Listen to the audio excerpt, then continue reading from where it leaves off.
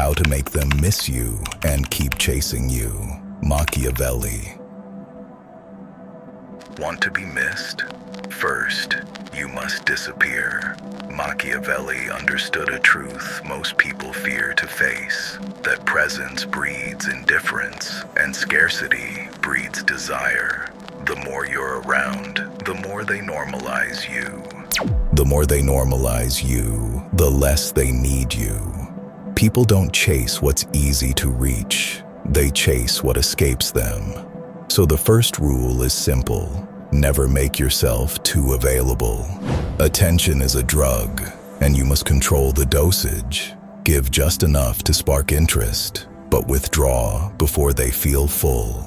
Leave gaps in the conversation. Let silence grow, because in that silence, they start to crave not just your presence, but your mystery. But pulling away isn't enough.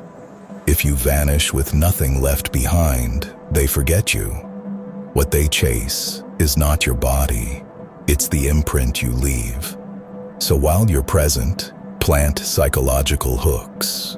Become a mirror to their desires. Reflect their best selves back at them.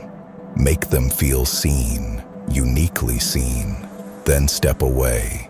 The more you fulfill their emotional fantasy, the more they become addicted not to you, but to the version of themselves they experienced with you. This is the paradox Machiavelli knew. To make someone miss you, you must become both familiar and unreachable. You must be felt, even when you're gone. Minds don't chase facts. They chase unresolved questions. And the most powerful question you can leave in someone's mind is, why did they pull away? When your absence feels intentional, it creates tension, a gap they can't stop thinking about. They rewind every interaction, searching for meaning. Was it something they did, something they said, or are you just beyond them? That uncertainty isn't a weakness, it's power. Machiavelli knew that the less predictable you are, the more attention you attract. Predictability is comfort, but discomfort is addictive.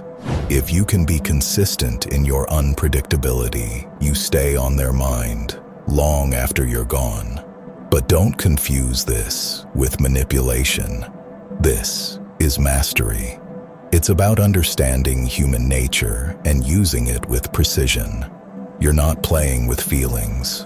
You're mastering presence. When you give too much, they suffocate. When you give nothing, they forget. But when you give strategically, they become obsessed. They wait for your messages. They analyze your words. They read between lines that aren't even there. You become a puzzle, not just a person. And puzzles are irresistible. Especially when the final piece is missing. You don't need to chase love, just master absence. Done right, it does all the chasing for you. There's a reason Machiavelli said it's better to be feared than loved, because fear lingers. But in modern power dynamics, it's not terror that holds sway, it's tension. The kind of tension created when you're near, but never fully theirs. That's where the chase begins. When you're accessible, but not available. When you're warm, but not open. It keeps them off balance. And in that imbalance, they invest. Emotionally, mentally. They start chasing clarity, not realizing they're actually chasing you. You've become the answer to their inner conflict, and once someone's chasing resolution, they're already under your spell. But beware, power without restraint destroys its wielder. The art isn't in the distance alone, it's in the timing. Reappear when they least expect it, not to give them peace, but to reignite the tension. Say just enough to stir curiosity, then vanish again. That rhythm, presence, and withdrawal is hypnotic. It's not cruelty, It's control. And if done with grace, they'll never call it manipulation. They'll call it mystery. You don't need to be everywhere to be unforgettable. You just need to show up in moments that brand you into memory. That's how kings are remembered. Not by noise, but by silence that echoes. By now, if you've played your moves right, they've built a version of you in their minds, a version that may not even exist. And that's your true advantage. Because people don't chase reality, they chase their projections. They've romanticized the silence. They've assigned meaning to every delay, every pause, every moment you disappeared. And that imagined version of you? It's always more powerful than the real you could ever be.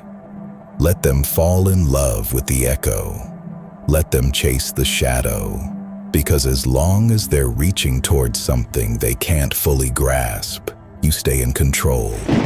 In the end, remember this: the goal isn't attention, it's influence. Attention is loud and fleeting. Influence is quiet and permanent. Don't aim to be noticed, aim to be missed. Let your absence haunt more than your presence ever could. Because true power isn't in how loud your voice is. It's in how loudly they feel your silence. Be the question that keeps them up at night. The unfinished story they can't stop rereading. That's how you stay unforgettable. Not by being everywhere, but by mastering the art of not being fully anywhere.